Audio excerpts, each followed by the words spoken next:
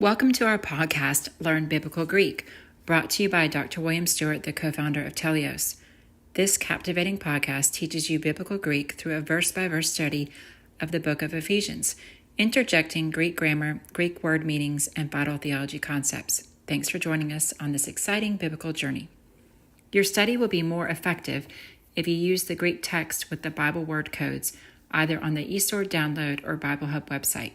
These links are on our podcast website at www.teleiosresearch.com.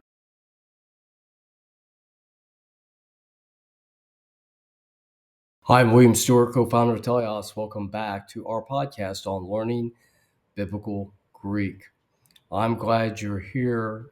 We're in verse 31 of chapter 5, a great passage on marriage. We're just talking about how the man loves his wife with an agape-giving love, but receives so much back from her. He who loves his wife loves himself, and that we're all part of the body of Christ. And our marriages reflect that relationship of Christ and the church. And it's primary purpose of marriage, I believe, is evangelical, to bring the gospel to people by the quality of relationship of man and the woman, reflecting the relationship of Christ and the church. Beautiful. Verse 31 cements this even further in a quote from the Old Testament, which is not usual in Ephesians. There were Jews there, but not as many as in other towns, such as Rome or Corinth. But it does quote Genesis 2:24. Therefore shall a man leave his mother and father and shall cleave to his wife, and they shall be one flesh. Okay, so this, as you may know, the Hebrew was translated into the Septuagint around 250 BC under the encouragement of the king of Egypt, Ptolemy II. And he encouraged this to be done in Alexandria, where there were a lot of Jews, a lot of intellectual Jews. And so 70 Hebrews translated the Hebrew Bible into Greek, Koine Greek, just like the Bible here. And so we have that in the Septuagint, and it's helpful in translating and knowing what the Hebrew is saying from a cultural and historical sense. So I would encourage you, and if you have eSword, you can download this. It has most of the codes for what is not available in terms of the Septuagint words. I think you can find this like through AI, which I've done. And then the Greek actually is pretty simple. And here we have almost a direct translation from the Septuagint, except the first word in the text, anti, which was updated from anikin, I think I'm saying that right, used 250 years prior because it was more modern term, so anti-tuto. This is the only place it's used in the New Testament, but it's often translated for this reason. So anti typically means in place of, over, for, against.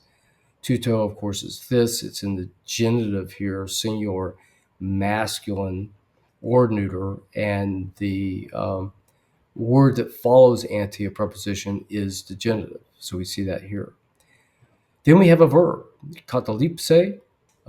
So this is, let's walk through it. Kata, we have a prefix, and which kata is often used as a strengthener in front of verbs. There's no augment. The root here is leip. Now, we see a psi there. So what happens is this is a future tense, which we often see in the Septuagint because of Hebrew aspect word structure or aspect use. And the S, when combined with a P, okay, this is called a labial. Okay, so if you have a P, B, or F, and you have an S afterwards, it becomes a psi. A psi is really two consonants together, PS. So it's really the future tense. Remember, the sign of the future is an S. For the aorist, it's SA, and it's just S for the future tense, and would be followed by an O or an E, just like the present tense. And here we see the EI, part of the first set of endings, and this is the third person singular. So the catalepse is leave or leave behind. Anthropos, the OS ending here is the nominative singular masculine, and there's no article, so it's a man or a husband. In this case, in context, it's the husband. Tone patera. So here we have tone, that ON is the accusative singular masculine.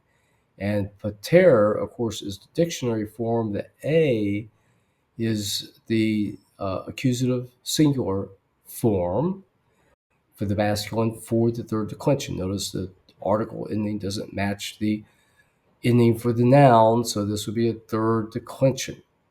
Alpto, we see this a lot. His, that OU ending, the genitive singular masculine. In this case, Kai, and, which is and, of course, teen matera. So here we have teen, this is the eta, nu, the n, ending on a short word with a T. It's the accusative feminine singular. Doesn't match the following noun, mater, which is mother, and ends in an R, so it's third declension. That A, because it's a consonant, ending in a consonant, that A then is the accusative singular, can be the feminine or the masculine. They're the same in the third declension. So this reads, for this reason, a man leaves his father and his mother. So let's stop there this week. We'll continue with this verse next time. So if you have a chance, again, download that Septuagint. Practice reading this in the Septuagint. It's fun. It's another accomplishment, a feather in your cap, so to speak, to be able to read that Septuagint as well as the Greek New Testament. It's important because I failed to mention this before. Most people at the time of Christ, the Jews did not speak Hebrew. So in Palestine, they would probably speak Greek or Aramaic. Aramaic would be the daily language around town.